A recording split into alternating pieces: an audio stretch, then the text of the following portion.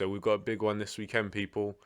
Unified IBF, WBC, and WBO light heavyweight champion Artur Beterbiev will be defending all three of his straps against dangerous challenger Anthony Yarde. Some of you guys will know that I'm very much looking forward to this fight. I'm up for it 100%, even though I do understand that it isn't the most meaningful fight in the division. That, of course, would be Dmitry Bivol versus Artur Beterbiev for undisputed. But you know what? I see this as a very good, very high-level consolation prize. I think the styles, the strengths and the weaknesses will gel very nicely, and I think it's going to be a dramatic spectacle for however long it lasts. And I'm sure there's going to be a dramatic finish to this one, lads. So let's talk about it. Going to get technical for this one and have a breakdown, consider how some of the strengths and weaknesses of both fighters interact, and lead to a prediction.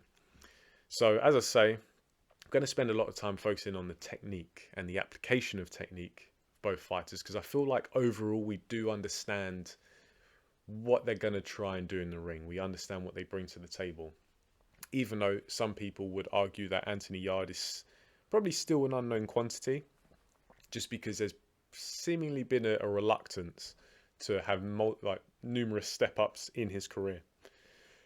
That being said, we know that Anthony Yarde got some good technique, very dynamic athlete, very explosive athlete, compared to the monster punching power of Beterbiev and some of the more subtle skills, some of the more subtle boxing technique of Beterbiev. So these points that I've made are really, no, I don't want to say they're in order, but I do think they're significant. So firstly, I'm going to touch on the feinting technique of both fighters, because this is a high-level fight, and I think a lot of the fight may come down to this. Beterbiev, I think first, let's consider what feinting actually is and the purpose of it. In my kind of boxing philosophy, and I'm sure many people share this, a feint is like a bluff. What you're looking to do is sell a movement without entirely committing to it to get a reaction from your opponent while you stay in relative safety and are able to capitalize on that response from your opponent, that reaction. And so Beterbiev, when I look at his feinting, I feel like it's a bit underdeveloped, but we're going to compare it to some of the limitations of Yarde's feinting. With Beterbiev, he does feint, but it seems to come mostly from the hands, which isn't an issue in itself. However, I feel like Beterbiev sometimes struggles to sell his feints well because there's not as much body motion in it. There's not much of a threatening kind of move to his feints. And so often you can see how Beterbiev in his fights, they'll often come to a standstill at long range, where you can see Beterbiev is trying to feint, but he doesn't feint convincingly enough to get a reaction from his opponent and work off of it. And so, as I say, it kind of leads to this point where you're just thinking, okay, what is Beterbiev looking for? He's not really doing much right now. And dare I say, his feinting kind of, it borders on being too subtle, and he just fails to get that reaction from his opponent. And now he can feint quite well. I've seen him do it in some of his fights. This is not consistent enough. So he's just not able to sell those feints as well. Yarde, on the other hand, he puts a lot of body and a lot of commitment into his feints, and therefore is typically able to get a response from his opponent. Where Yarde's feinting kind of fails him is the fact that when he feints and he sells it well, his hand placement is typically quite poor, where his hands just aren't in an appropriate place. They're usually around chest level, and that might seem insignificant, but when you consider that Yarde is feinting to get a response from his opponent, what happens if that opponent responds with offense? Yarde isn't going to have the defensive hand placement to be safe and then work off effectively. So I think sometimes he kind of shoots himself in the foot, where he goes to feint and just gets caught with a punch straight away.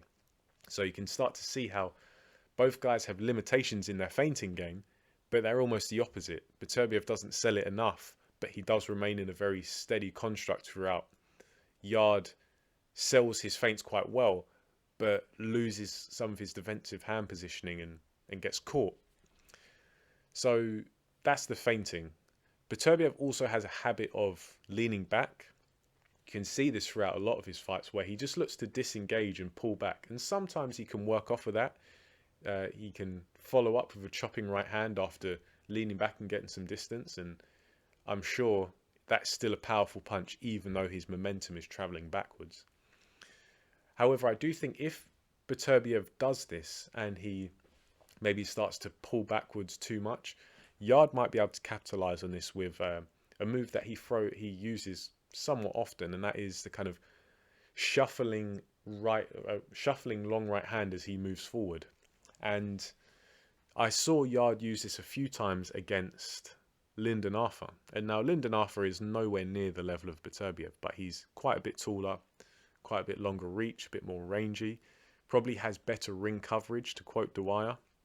And I think in general he'd likely have an advantage at that kind of long range distance. But Yarde had success with this maneuver, especially when what he'd do is he'd have his body weight in the front half of his stance over his lead leg, and he'd throw like a leaping left cross as he's traveling forward. And so what that left cross does is, obviously it's an attack, but it means that when Yarde lands, quote unquote, he'll land mostly to the back half of his stance. So the right side is now loaded. And what he'll do from there is, as soon as he lands, he'll then throw that long right hand. And he had a decent amount of success using that against Lyndon Arthur. He was able to throw it to the body, but also over the jab of Lyndon Arthur on occasions. And I feel like with Beterbiev, even though he can work after leaning back or kind of jumping back as he does sometimes, he does seem to separate from his hands. His hands come away from his head. Sometimes they even come away from his body. So I feel like with Yarde, he may be able to capitalize on that. It just kind of hangs on how much is he able to force Beterbiev to lean back or to pull back and try and disengage from engagements like that. We now have Anthony Yarde, who he leads well, but he also looks to counter quite well. And one of his go-to counters, I feel, is the left hook counter, especially to the jab. He can counter the right hand with the jab, with the left hook, but I feel like if you jab Anthony Yarde, you're likely going to get a left hook in response. You can see this a lot of the time when he's on the pads with Tunde. And so it's something that's very much muscle memory for him. The only thing is, the technique on that left hook leaves a little bit to be desired, because Anthony Yarde can remain on the center line. And if you consider that, okay, you've just jabbed Anthony Yarde, he's thrown this left hook, remains on the center line, and now his hand is by his waist, which he typically goes into that kind of faux Philly shell position. Beterbiev can really commit to his right hand. Beterbiev is a good puncher with both hands, but his technique is really developed on the right, and he can throw that shot. He can throw it as a short version or a long version, and he can come off the center line, keeping him safe and getting a ton of power in it. And I feel like that could be Anthony Yarde's undoing. If Beterbiev recognizes that Yarde is looking to counter with the left hook, he might just throw that jab out there, get Yarde to react to that left hook, and then time him with that right hand. And I think that could potentially be devastating in this fight for Yarde. And talk about Beterbiev's right hand. He's able to really go from the back half of his stance to the front half, coming off of the center line in the final position of that punch, landing with power, keeping him safe. However, with the left hook, is quite underdeveloped relative to the right hand, because he kind of, if you imagine, he's just finished a right hand, so his weight is primarily in the left leg, the front half of his stance. He can bring it back through the left hook, but he does seem to get caught in the center line. And we saw probably the best example of that against Callum Johnson, where Artur Beterbiev was decked by that punch, caught him right on the tip of the chin. And it wasn't even the best Callum Johnson left hook, I don't feel anyway. But you just kind of saw how the Artur Beterbiev's positioning while throwing that left hook left him vulnerable. And as I say, it caught him clean and down he went. Now this next one is a little bit of a wild card, because sometimes Artur Beterbiev, you'll see in his fights, he momentarily goes into a southpaw stance. and he does a little bit of work there. He's not a fluent or a fluid switch hitter, but sometimes he can kind of get caught in that southpaw stance, and he doesn't disengage straight away. He will look to do some work. Then when there's a lull in the action, he'll return to orthodox.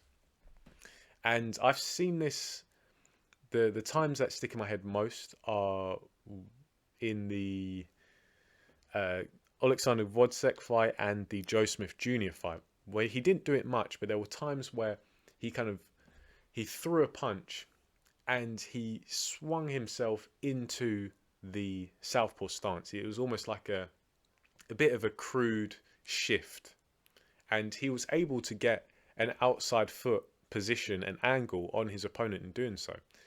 And as I say, this is a bit of a wild card. I don't anticipate this to happen so much, but I think it's an option, particularly if Yarde does his kind of Mayweather-esque ducking from offense, which we've seen quite a bit from Yarde, especially in the Kovalev fight, because when Kovalev would throw, or Kovalev in some instances would look to land the right hand to the body to Yarde, and Yarde would duck to his right. And Kovalev was quite intelligent in doing that, because he understood that even if Yarde moves his head, the target that he's aiming for, the body, the left side of Yarde's body, is not going to move much.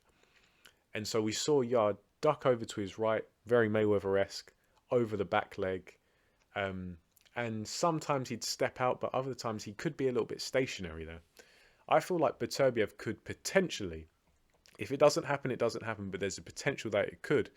Beterbiev does the same thing, looks to land that right hand to the body of Yarde. Yarde looks to duck away from it, staying where he is though, but just maneuvering himself towards his back leg and ducking over and flexing at the hip. And then from there, Beterbiev could potentially go into that southpaw stance and look to catch a stationary Yarde. It really depends. As I say, I don't think Beterbiev is the most fluent southpaw. I don't think he fights that fluently out of the southpaw stance. However, I think with his power, you just don't want to get hit by him. And so if Yarde is maybe not as defensively responsible and he ducks but then comes straight back up, he might be coming into the line and fire into like a Beterbiev southpaw right hook, which I don't know how well he throws that punch, but it's Beterbiev. He's got serious power. So as I say, that situation's a little bit of a wild card though. For the most part, I think over the course of Yarde's career, I've been impressed by his athletic ability and a lot of his technique. When you consider, the meme, 12 amateur fights, he's had a frightening lack of development fights in his career. And I think that's ultimately what costs Yarde, because he's and I've labelled him this before, he's a very talented and athletic puncher with good skills, but he's in a division full of good, talented, athletic punchers with good skills. So he doesn't really stand out. But I see a lot of potential with Yarde, because if you see how well he's been able to pick up the technique he does have, plus his athleticism, his natural speed and explosiveness, you can see how he could be a great fighter. But because of the lack of development fights, we haven't seen him add more and more layers to his technique. And so often you see Yarde kind of making silly mistakes, almost like the feinting, where he feints, and he feints well because he really puts his body into it. He changes position, loads one side of his body, so he could return with offense, but say the hand placement's is poor and he gets hit by punches. You can't afford to do that against the likes of Beterbiev. We saw how it failed him in the Kovalev fight, because every time Yarde would look to feint, or he'd even step into range, Kovalev was timing him with a jab, and Yarde just couldn't adapt. He had the techniques that he had, but he didn't know how to take it a step further and adapt to Kovalev's adaptations. And now, losing to Kovalev